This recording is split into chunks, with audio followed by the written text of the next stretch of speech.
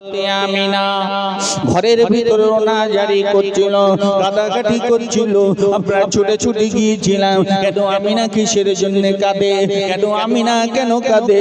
আমরা ছুটে ছুটে গিয়ে হাজির। আমি ঘরের ভিতরে শুনতে পাচ্ছিলাম আপনার মা যেন কার সাথে কালাম করছিল।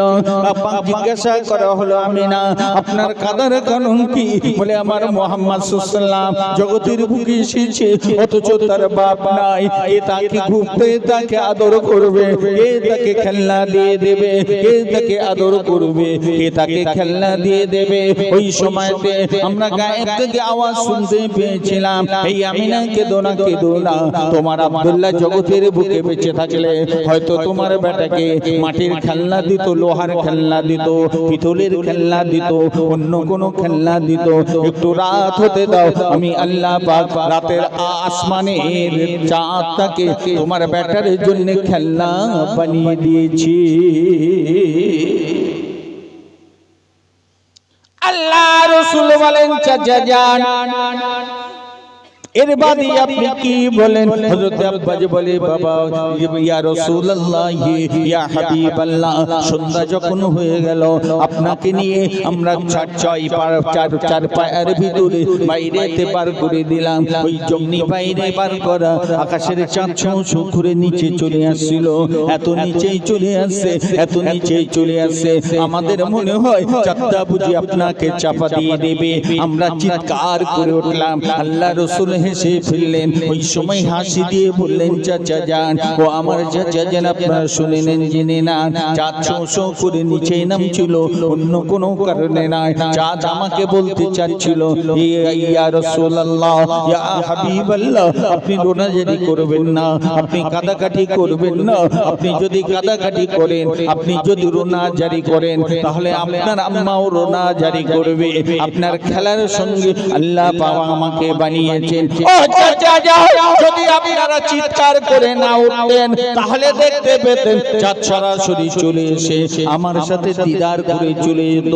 আমি রাতের বেলাতে ওই হাতটা যেদিকে নেড়েছি, চাঁদটা সেদিকে হেলে গেছে। আব্বাস রাদিয়াল্লাহু তাআলা আনহু বলেন, ইয়া রাসূলুল্লাহ, আপনি পা নাড়ছেন, চাঁদ নড়ছে, আপনি হাত নাড়াচ্ছেন, চাঁদ নড়ছে, যেন চাঁদ আকাশের ভিতরে নড়ানড়ি করে নাচ করছে, ড্যান করছে। আল্লাহ রাসূল বললেন, চাচা যান, আল্লাহ পাক আসমানে নক্ষত্ররাজিকে আমার জন্য খেলনা বানিয়ে দিয়েছিলেন। ও চাচা যান, চাচা যান, আর একটি কথা আপনি শুনে নিন, জেনে নিন। যখন আমি আর রাসূলুল্লাহ আমার দুদুমা হালিমাতুস সাদিয়া রাদিয়াল্লাহু তাআলা আনহার বাড়িতে আমি যখন হাঁটতে শিখেছিলাম, আমার এই হাঁটার কথাটা আমার মা আমিনা, আমার জননী আমিনার কাছে যখন পৌঁছে গেল, আমার জননী আমিনা জোরে কেঁদে পড়েছিলেন, আল্লাহ আল্লাহ আল্লাহ পাক, আমার বেটা হাঁটতে শিখেছে, আজ আমার আব্দুল্লাহ নাই। কে তার হাতখানা ধরে পরে বেড়াতে নিয়ে যাবে, কে তার হাতখানা দিয়ে ঘুরতে নিয়ে যাবে। আমার আল্লাহ পাক ডাক দিয়ে বলেছিলেন, আমিনা কেঁদো না, কেঁদো না। তোমার আব্দুল্লাহ বেঁচে থাকলে হয়তো তাকে সামনে নিয়ে যেত, অন্যথায় সিরিয়াতে নিয়ে যেত, দামেস্কে নিয়ে যেত, ইয়ামেনেতে নিয়ে যেত, ইয়াসরিবেতে নিয়ে যেত। কিন্তু আমি আল্লাহ পাক তোমার বেটাকে এমন একটা জায়গাতে নিয়ে যাব, সেখানে কেউ কখনো পৌঁছাতে পারে না। আর একবার জোরে বলুন সুবহানাল্লাহ। আল্লাহ রাসূল জানিয়ে দেন, চাচা যান, ওগো চাচা যান, চাচা, আল্লাহ পাক আমার মায়ের দোয়াতে আল্লাহ আমার মেরাজটাকে কবুল করেছিলেন। আর একবার জোরে বলুন সুবহানাল্লাহ।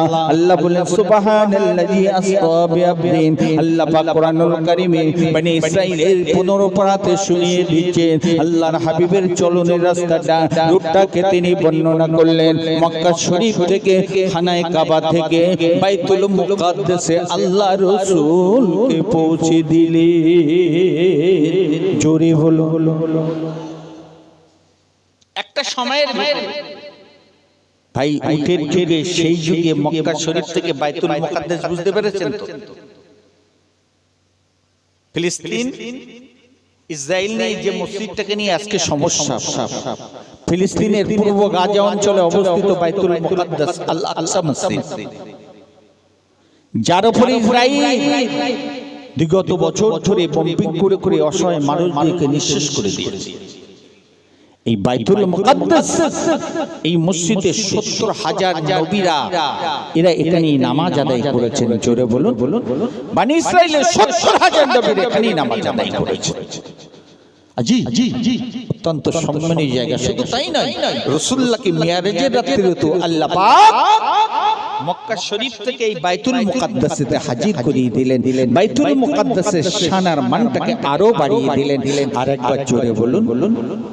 তো বাইতুল মুকাদ্দাস থেকে সপ্তম আসমান সাই করে, প্রথম আসমান, দ্বিতীয় আসমান, তৃতীয় আসমান, চতুর্থ আসমান, সপ্তম আসমানের একটা সীমানা শেষ। এই জায়গাটার নাম হলো সিদরাতুল মুনতাহা, যেখানে আরশের সীমানা, হুদুদে আরশ। এই আরশের সীমানায় এই জায়গাতে সিদরাতুল মুনতাহা। সঙ্গে কে আছে? জিবরাইল আমিন আলাইহিস সালাতু ওয়াসসালাম। আল্লাহ পাকের ফেরেশতা হযরত জিবরাইল আমিন আলাইহিস সালাতু ওয়াসসালাম আল্লাহ রাসূলকে জানিয়ে দিলেন, ইয়া রাসূলুল্লাহ, ইয়া হাবিবাল্লাহ, আর আমি চলতে পারবো না, এখানে আমার মিকাত আছে। আল্লাহ রাসূল বললেন, ভাই জিবরাইল আমিন, এখানে আপনি থেমে যাবেন কেমন কথা? এত রাস্তা আপনার সাথে চলে এলাম, এই এত রাস্তা এসে আপনি এখানে বন্ধ হয়ে যাবেন, আমি এতে কেমন করে যাব? হযরত জিবরাইল আমিন আলাইহিস সালাতু ওয়াসসালাম জানিয়ে দিলেন, ইয়া রাসূলুল্লাহ, ইয়া হাবিবাল্লাহ, আমারও তো ইচ্ছা ছিল আল্লাহ পাকের আরশ পাকটাকে দেখার জন্য, আরশটাকে দেখব, আপনার ওসিলাতে দেখব, আপনাকে রাস্তা দেখাতে যেয়ে দেখব। কিন্তু আল্লাহ পাক আমাকে জানিয়ে দিলেন, জিবরাইল, না না না, খবরদার, তুমি দাঁড়িয়ে যাও, এখানে তুমি অগ্রসর হতে পারবে না। আরশ পাকে আমার হাবিব আর আমি ছাড়া কেউ থাকবে না। আর একবার জোরে বলুন।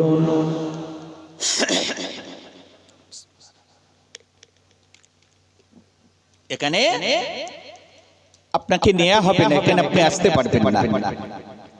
ইয়া রাসূলুল্লাহ, ইয়া হাবিবাল্লাহ, আপনি এখানে ইন্তজার করুন, এখান থেকে আল্লাহ পাক চাইলে আপনাকে বিশেষ বাহনে নিয়ে আল্লাহ রাসূলুল্লাহর হাবিব এখানে বুরাকটাকে তিনি ছেড়ে দিলেন। এই বুরাকটাকে ছেড়ে দিয়ে এখান থেকে আল্লাহ রাসূল রফরফ আসনেতে আরোহিত হয়ে আল্লাহ পাকের আরশে আজিমেতে হাজির হলেন। বসিরহাটের আল্লামা হুজুর রাহমাতুল্লাহ আলাইহি তিনি তার কিতাবের ভিতরে লিখেছেন, আল্লাহ রাসূল এত কাছাকাছি ছিলেন, একটা ধনুককে বাঁকিয়ে দিলে, একটা ধনুক বাঁকালে যতটা কাছাকাছি আসা যায়, এতটা কাছাকাছি আল্লাহ এবং আল্লাহ রাসূল হাজির ছিলেন। আরেকবার জোরে বলুন সুবহানাল্লাহ।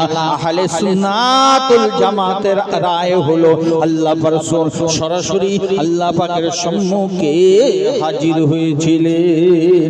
আল্লাহ পাক ডাক দিলেন, হাবিব গো, আপনি আপনার দরবার, আমার দরবারে এসেছেন, আপনি মেহমান, আমি হলাম মেজবান, আপনি আমার জন্য কি এনেছেন? এই বাবাজি ভাইরা, আমরা সম্মানীয় ব্যক্তিদের কাছে গেলে খালি হাতে কেউ জানি না, যে এমন ব্যক্তি তার জন্য তেমন ফটো প্রেজেন্টেশন নিয়ে যায়, হাদিয়া নজরানা নিয়ে যায়। আল্লাহ রাসূল আল্লাহ পাক জানালেন, হাবিব গো, আপনি আমার জন্য কি আনলেন? আল্লাহ রাসূল চিন্তিত নয়, আল্লাহ পাক ইলম দান করে দিলেন। আল্লাহ রাসূল জানালেন, আত-তাইয়্যিবাতু লিল্লাহি ওয়াস সালাওয়াতু ওয়াত তাইয়্যিবাত, আয় আমার পরওয়ারদিগার আল্লাহ, নবী মুহাম্মদ রাসূলুল্লাহ, আমার আত্মিক দৈহিক যা কিছু করেছি সবই আপনার জন্য আমি হাজির করে দিয়েছি। আর একবার জোরে বলুন সুবহানাল্লাহ। এই জবাবে আমার আল্লাহ পাক বড় খুশি হয়ে গেলেন। আমার আল্লাহ পাক জানালেন, আসসালামু আলাইনা ওয়া আলা সাল্লাম। আল্লাহ পাক জানালেন, আসসালামু আলাইকা আইয়ুহান নবী ওয়া রাহমাতুল্লাহি ওয়া বারাকাতুহু। হে আমার রাসূল গো, আমার হাবিব গো, আমার যাবতীয় রহমত এবং বরকত সবই আপনার উপরে বর্ষিত হোক। বিশ্ব নবী কামলিওয়ালা রাহমাতুল লিল আলামিনকে আল্লাহ পাক সমস্ত রহমত বরকতের খাজানা দিয়ে দিলেন। আল্লাহ রাসূল বললেন, আল্লাহ আপনার সমস্ত রহমত বরকত আমি রাসূলুল্লাহ আপনি আমাকে দিয়েছেন, আমি এটাকে গ্রহণ করে এবার আপনার কাছে তাকসীম করে দিলাম। আসসালামু আলাইনা ওয়া আলা ইবাদিল্লাহিস সালিহিন। আল্লাহ আপনার সমস্ত রহমত বরকতকে আপনার সালিহিন বান্দাদের উপরে অর্পণ করান। এই বাবাজি ভাইরা এই মেরাজের একটা রাত, এই রাতের ঘটনাটাকে আল্লাহ পাক আল্লাহ রাসূল আল্লাহ পাক আল্লাহ রাসূল সাতবক আসমান সাই করে দিয়ে আল্লাহ পাকের আরশেতে কথা বললেন, জান্নাত জাহান্নাম দেখলেন। অনেক বিস্তারিত আলোচনা, আমি সেদিকে যাচ্ছি না। অনেক কথা বললেন, অনেক কথা বলে আরশের ভিতরে আল্লাহ আল্লাহ রাসূল রয়েছেন। আল্লাহর হাবিবকে আল্লাহ রাসূল জিজ্ঞাসা করলেন, হাবিব গো, বন্ধু গো, বলুন এরপরেও কি আপনার কোনো চাহিদা আছে? আল্লাহ রাসূল মাথা নিচু করে রেখেছেন। আল্লাহ পাক ডাক দিয়ে বলেন, হাবিব বলুন আর কি আপনি চান? রাসূল কোনো জবাব দেন না। দ্বিতীয়বার আল্লাহ পাক বললেন, হাবিব বলুন কি চান? আমার রাসূলুল্লাহ আমার মুস্তাফা নবী আলাইহিস সালাতু ওয়াস সালাম ওই সময় কেঁদে দিয়েছেন। কেঁদে দিয়ে বললেন, আল্লাহ পাক আমার আল্লাহ ডাক দিয়ে বললেন, হাবিব আমি আপনাকে অনেক কাঁদিয়েছি জগতের বুকে, আপনার আব্বার মুখকে আমি আপনাকে দেখতে দেইনি। যে সময় মাকে বুঝতে শিখেছেন ওই সময় মায়ের বুক থেকে 6 বছর বয়সে কেড়ে নিয়েছি, আপনাকে দাদার বুক থেকে 8 বছর বয়সে কেড়ে নিয়েছি। গরিব চাচা আবু তালেবের বাড়িতে লালন পালন করেছি। আপনার জীবনে অনেক কাঁদে আপনি কেঁদেছেন হাবিব গো, আমার বাড়িতে এসে আর আপনি কাঁদবেন না। আপনার চোখের পানি আমি আল্লাহ পাক সহ্য করতে পারি না হাবিব গো। ওয়ালা সাউফা ইউতিকা রাব্বুকা ফাতারদা, আমার আল্লাহ শুনিয়ে দিলেন, হাবিব আপনি চিন্তা করবেন না, আখিরাতের কালে আপনি শুধু চাইতে থাকবেন, আমি আল্লাহ দিতে থাকব। আমার আল্লাহ পাক ডাক দিয়ে বললেন, হাবিব গো বলুন আপনি কি চান? আল্লাহ রাসূল বললেন, আল্লাহ উম্মতি উম্মতি উম্মতি। আল্লাহ পাক ডাক দিয়ে বলেন, হাবিব রে এ আমার হাবিব কিবরিয়া, একান্ত আপনি দুজন আছি, এখানে আপনার উম্মতের কথা আপনি দরখাস্ত করছেন।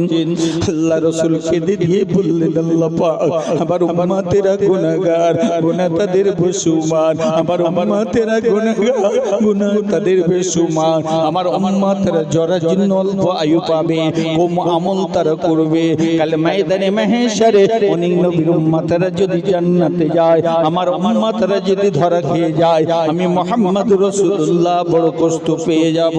এই সোনার চাঁদমানিরা আল্লাহ রাসূল বললেন, আল্লাহ আমার উম্মত আমার উম্মত উম্মত। আল্লাহ পাক বললেন, হাবিব গো আপনার উম্মতের দায়িত্ব আমি আল্লাহ কবুল করে নিলাম। তাই তো আল্লাহ রাসূল আল্লাহর হাবিব জানিয়েছেন, বন্ধু গো আপনি চিন্তা করবেন না, আপনি ফিকির করবেন না, আপনার উম্মতের দায়িত্ব আমি নিলাম। রাসূলুল্লাহ তাই শুনিয়েছেন, সাহাবীরা তোমরা কোনো চিন্তা করবে না, ফিকির করবে না, হায়াতে খায়রুল লাকুম ওয়া মামাতি খায়রুল লাকুম, আমার জগতের বুকে বেঁচে থাকাটাও তোমাদের জন্য ভালোই মঙ্গলকর, আমার জগতের বুকে বিদায় নেওয়াটা তোমাদের জন্য মঙ্গলকর।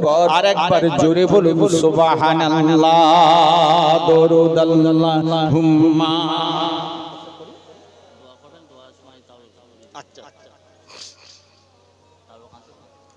তারা কেমন হবে তো ভাব ভালো ঠাকছে না। এতক্ষণ রাসূলুল্লাহর শান বললাম, যে উম্মতের জন্য এতটা করলেন, সেই রাসূলের প্রতি দরুদ শরীফ পড়তে বললাম, আপনাদের জবান বন্ধ হয়ে গেল। সকলে আমাকে আপনাকে কবরে রেখে আসবে, ওয়ালা মিল্লাতি রাসূলিল্লাহ। সাদের ছেলে সাদের আত্মীয় স্বজন সবাই ফেলে চলে এলো। কবরে যে আপন ব্যক্তিটা সর্বপ্রথম আমার আপনার জন্য নাজাতের জন্য দাঁড়াবেন, তিনি হলেন রাসূলুল্লাহ। আরো জোরে বলো, বানানো গল্প বলেন। কবরের ভিতরে 3টে প্রশ্ন মূলত করা হবে, মান রাব্বুকা আমা দিনুকা আমান নবিয়ুকা, তোমার প্রভুকে, তোমার ধর্মকে, তোমার নবীকে। এই নবীকে যখন বলা হবে, মুসলিম শরীফের হাদিসের ভিতরে এসেছে আল্লাহ রাসূলের রাসূলুল্লাহকে দেখানো হবে। জোরে বলুন, আরো জোরে বলুন। রাসূলকে দেখিয়ে ফেরেশতা জিজ্ঞাসা করবে হাজা রাজুল, এই ব্যক্তি সম্পর্কে তোমার ধারণাটা কি? যদি রাসূলের উম্মত হতে পারি, হাকিকাতান যদি মহব্বত অন্তরে থাকে, রাসূলের নূরের চেহারার পানে তাকিয়ে উম্মত হাসি দিয়ে মাথা নিচু করে নিয়ে নেবেন। রাসূলুল্লাহর সাথে প্রথম দিদার হলো যে নবীর জন্য সালাম পড়েছি, দরুদ পড়েছি, উম্মত চিনতে পারবে না। রাসূলুল্লাহ ডাক দিয়ে বলবে উম্মত আমাকে চিনলে না, যে নবীর প্রতি তুমি দরুদ পড়েছিলে, সালাম পড়েছিলে, আমি সেই আব্দুল্লাহর লাল মামিনার দুলাল, আমি মুহাম্মদ রাসূলুল্লাহ। জোরে বলুন, একটু মহব্বতের সাথে দরুদ শরীফ আল্লাহুম্মা।